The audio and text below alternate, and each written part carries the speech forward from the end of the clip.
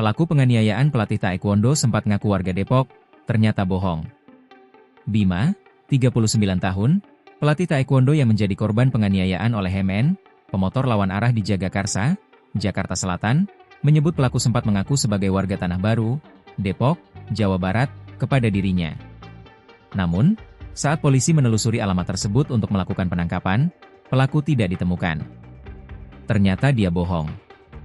Enggak ada, tinggal di sana, kata Bima saat dihubungi lewat panggilan telepon, Kamis, 4 Desember 2025.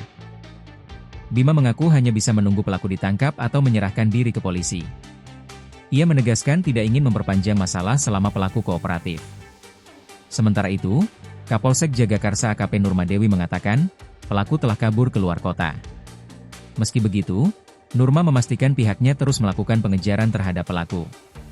Sebelumnya diberitakan, seorang pelatih taekwondo bernama Bima, 39, menjadi korban penganiayaan oleh pengendara motor yang melawan arah di Jagakarsa, Jakarta Selatan, Rabu, 19 November 2025, lalu.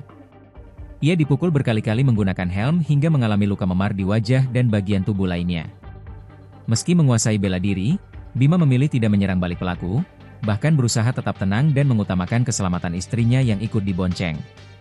Akibat pukulan tersebut, kaca helm Bima terlepas dan kacamatanya pecah hingga melukai mata.